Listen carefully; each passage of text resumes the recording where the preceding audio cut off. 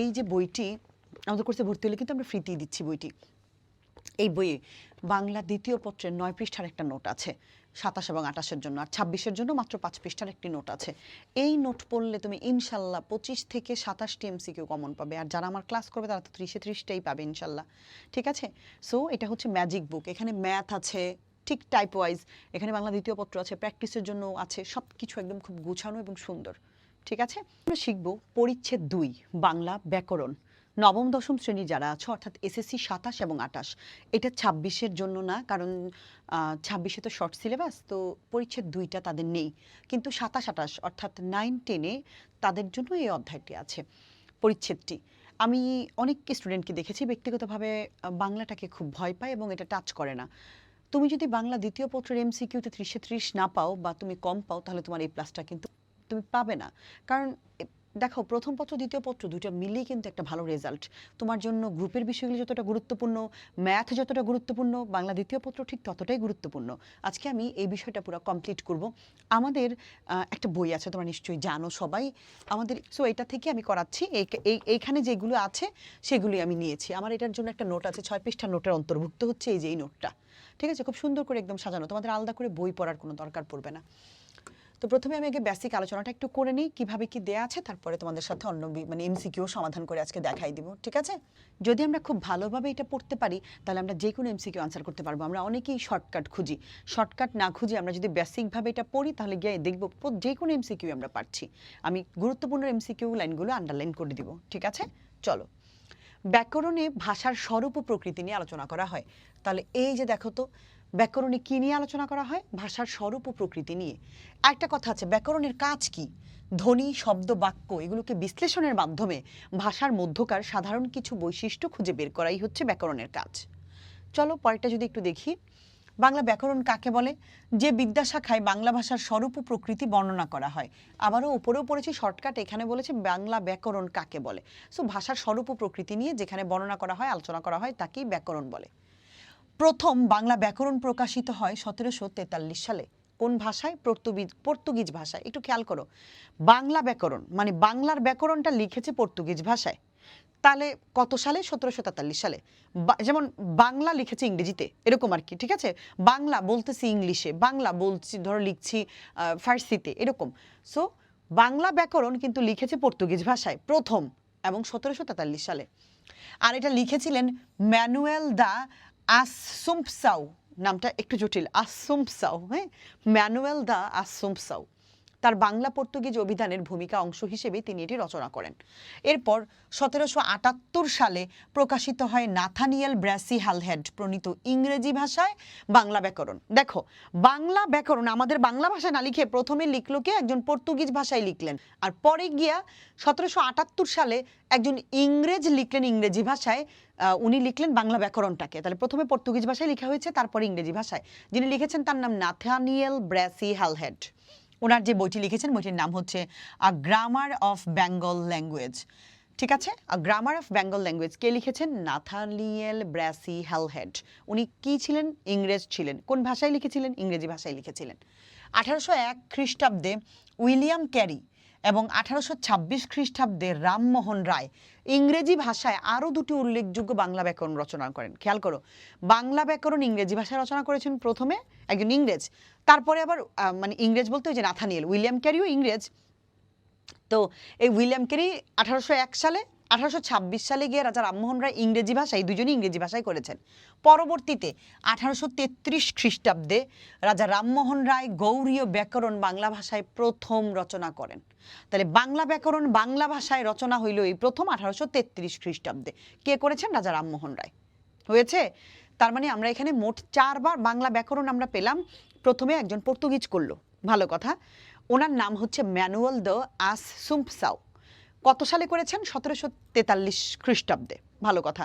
দ্বিতীয়বার একজন ইংরেজি ভাষায় বাংলা ব্যাকরণ অনুবাদ, মানে বাংলা ব্যাকরণটাকে ইংরেজি ভাষায় করলেন। সেটাকে উনি ছিলেন একজন ইংরেজ, নাথানিয়েল ব্র্যাসি হ্যালহেড।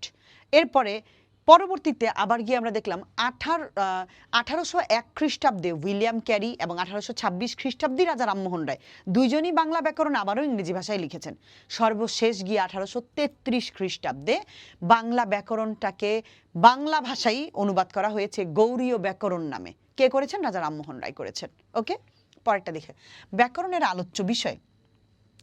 ভাষা হলো বাক্যের সমষ্টি। বাক্য গঠিত হয় মূলত শব্দ দিয়ে। প্রশ্ন আসতে পারে বাক্যের সমষ্টি কি? বাক্যের সমষ্টি হচ্ছে ভাষা। আবার শব্দ দিয়ে তৈরি হয় ধ্বনি। তাহলে ধ্বনি কি দিয়ে তৈরি হয়? শব্দ দিয়ে। এদিক থেকে ভাষার ক্ষুদ্রতম উপাদান হচ্ছে ধ্বনি। বাক্যের সমষ্টি হচ্ছে ভাষা, কিন্তু ক্ষুদ্রতম উপাদান যদি বলি তাহলে ধ্বনি। ওই দুইটা জায়গায় আমাদের প্যাচ লাগতে পারে। বাক্যের ভাষা হলো বাক্যের সমষ্টি, কিন্তু ভাষার ক্ষুদ্রতম একক, মানে আমরা যে ভাষাটা যে বের হচ্ছে এটার সবচেয়ে ছোট্ট একক কি? ধ্বনি। ধ্বনি থেকেই মূলত এই যে ভাষা আমাদের। ঠিক আছে? এই ধ্বনি, শব্দ, বাক্য প্রত্যেকটি অংশই ব্যাকরণের আলোচ্য। এছাড়া শব্দের ও বাক্যের বহু ধরনের অর্থ আছে। ঠিক আছে? মূলত আমরা 4টি ভাগে ভাগ করতে পারি ব্যাকরণের আলোচ্য বিষয়: ধ্বনিতত্ত্ব, রূপতত্ত্ব, বাক্যতত্ত্ব, অর্থতত্ত্ব। আমরা এই 4টা তত্ত্ব নিয়ে আলোচনা করব। ধ্বনিতত্ত্ব কথাটার মানে কি? আচ্ছা, ধ্বনি মানে হচ্ছে যেখানে, মানে ধ্বনিতত্ত্বের আলোচ্য বিষয়ই হচ্ছে ধ্বনি, যেখানে ধ্বনি নিয়ে আলোচনা করা হবে, বর্ণ নিয়ে আলোচনা করা হবে। আচ্ছা, প্রশ্ন হতে পারে ম্যাম বর্ণ কেন? কারণ ধ্বনির লিখিত রূপই তো হচ্ছে বর্ণ, তাই না? তো ধ্বনির যেহেতু বর্ণ দিয়ে ধ্বনিকে প্রকাশ করি আমরা, সো এই জন্য বর্ণটাও ধ্বনিতত্ত্বে আলোচিত হবে, ধ্বনিটাও ধ্বনিতত্ত্বে আলোচিত হবে। আরেকটা কথা, ধ্বনি উচ্চারণ করার জন্য কিন্তু আমাদের বাকযন্ত্র লাগে। বাকযন্ত্র মানে কি? ঠোঁট থেকে শুরু করে এই যে গলনালী, আলজিভ, জিহ্বা, দাঁত, নাক, এগুলো সব কিছু মিলেই তো একটা বাকযন্ত্র দিয়ে তারা একটা জিনিসকে বোঝায় না। অর্থাৎ ধ্বনি উচ্চারণ করার জন্য যতগুলো যন্ত্রের প্রয়োজন, সব দিয়েই তো একটা ধ্বনি বের হচ্ছে, আমার মুখ দিয়ে কথা বের হচ্ছে, তাই না? আমাদের প্রত্যেকেরই। সো যেহেতু ধ্বনিটা উচ্চারণ করতে হয় বাকযন্ত্র দিয়ে, তাই বাকযন্ত্র ধ্বনিতত্ত্বের আলোচিত বিষয়। ঠিক আছে? এরপরে বাকযন্ত্রের উচ্চারণ, ধ্বনির বিন্যাস। আমরা জানি ধ্বনি দুই ধরনের, স্বরধ্বনি, ব্যঞ্জন ধ্বনি। সো স্বরধ্বনি, ব্যঞ্জন ধ্বনি, মানে ধ্বনি কথাটা কোনো না কোনোভাবে উচ্চারণ হয়, ধ্বনিকে লিখি, যেটা দিয়েই প্রকাশ করি না কেন, ওইটাই ধ্বনিতত্ত্বের আলোচিত বিষয়। ঠিক আছে? হয়ে গেল। পরেরটা রূপতত্ত্ব। রূপতত্ত্বের আরেক নাম যদি বলি শব্দতত্ত্ব। তার মানে শব্দ ও তার উপাদান নিয়ে মূলত রূপতত্ত্বে আলোচনা করা হয়। যেমন বিশেষ্য, সর্বনাম, বিশেষণ, ক্রিয়া, ক্রিয়া বিশেষণ, বিশেষ করে শব্দ গঠন প্রক্রিয়াটাই গুরুত্ব পায় রূপতত্ত্বে। ঠিক আছে? বিশেষ্য, সর্বনাম, বিশেষণ, ক্রিয়া, ক্রিয়া বিশেষণ আর শব্দ গঠন। আর রূপতত্ত্ব মূলত শব্দ নিয়েই তার কাজ। এবার আসি যদি আমি একটু বাক্যতত্ত্ব দেখি। বাক্য মানে কি? শব্দের চেয়ে বড়। আমি এখন তোমাদের পড়াচ্ছি, এটা তো একটা বাক্য, তাই না? সো বাক্যতত্ত্ব বাক্য নিয়েই মূলত আলোচনা করে। বাক্যের নির্মাণ, বাক্যের গঠন, এগুলি মূলত আলোচ্য বিষয়। বাক্যের মধ্যে পদ বা বর্গ কিভাবে বিন্যস্ত থাকে, একটা বাক্যের মধ্যে পদ কেমনে থাকবে, বর্গ কিভাবে থাকবে, বাক্যতত্ত্বে এগুলো আলোচনা করা হয়। এছাড়া আমরা যদি বলি বাক্যের রূপান্তর, বাক্যে বাচ্য, উক্তি, এগুলো মূলত বাক্যতত্ত্বে আলোচিত হয়। একটা উক্তি তো আর উক্তি মানে কি? একটা বাক্য দিয়ে তো একটা উক্তি হচ্ছে বড়, তাই না? এরপরে যে বাচ্য যদি বলি আমরা, প্রত্যেকটা জিনিসই কিন্তু বাক্যের গঠন, বাক্যের পরিবর্তন আমরা করতেছি। এখানে কিন্তু আমরা শব্দের পরিবর্তন করছি না আমরা। এরপরে কারক আছে। মূলত কারক মানে কি? কোন কারকে কোন বিভক্তি, একটা বাক্য দিয়ে আমাদেরকে বলে কোন কারকে কোন বিভক্তি। এরপরে আছে বাক্যের যোগ্যতা, এরপরে আছে বাক্যের উপাদান, লোপ, জ্যোতি, চিহ্ন, এগুলো সবই মোটামুটি আমরা বলবো কি বাক্যতত্ত্বে আলোচিত হয়। আমরা তার পরবর্তীতে যদি একটু দেখি এখানটায় অর্থতত্ত্ব। আচ্ছা, অর্থ মানে কি? কোনো কিছুর অর্থ যেটা দিয়ে প্রকাশ পায়। ব্যাকরণের যে অংশে শব্দ, বর্গ ও বাক্যের অর্থ নিয়ে আলোচনা করা হয়, খেয়াল করো, সেই অংশের নাম অর্থতত্ত্ব। তার মানে এখানে কি করা হয়? বর্গ, বাক্য ও বাক্যের অর্থ নিয়ে আলোচনা করা হয়। ঠিক আছে? গেল এটা। বিপরীত শব্দ, তারপরে হচ্ছে একে বাগর্থ তত্ত্বও বলে। অর্থতত্ত্বের আরেক নাম কি? বাগর্থ তত্ত্ব। বিপরীত শব্দ, প্রতিশব্দ, শব্দজোড়, বাগধারা, এগুলো অর্থতত্ত্বের অন্তর্ভুক্ত। এছাড়া শব্দ, বাক্য ও বাক্যের ব্যঞ্জনা নিয়েও ব্যাকরণে আলোচনা। এখন প্রশ্ন হতে পারে ম্যাম ব্যঞ্জনা কি? ব্যঞ্জনা মানে হচ্ছে রূঢ় অর্থ।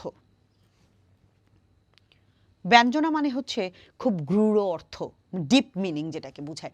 যেমন আমি তোমাকে বললাম তুমিও জিপিএ 5 পেলে, বা কেউ না কেউ তোমাকে বলে কি রে তুইও নাকি পাস করছিস, তুইও জিপিএ 5 পেলি।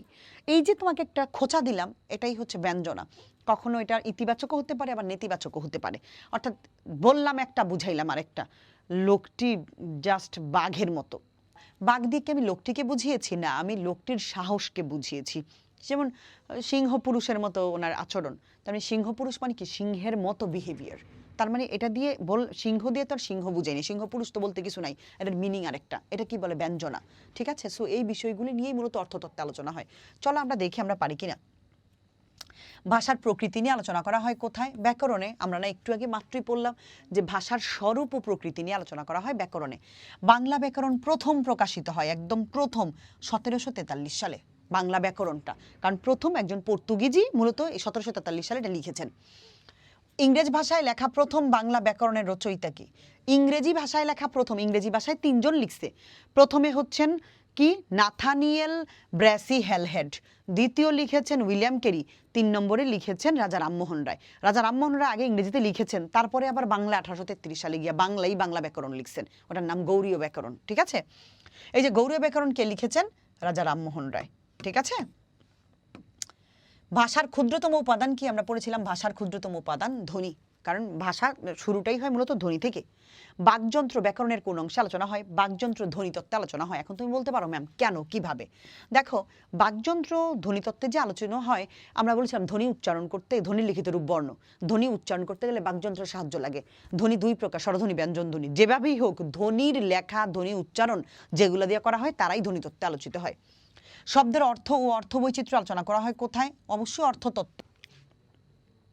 নিচের কোনটি রূপতত্ত্বের আলোচনা বিষয়? রূপতত্ত্ব মানে কি? শব্দ।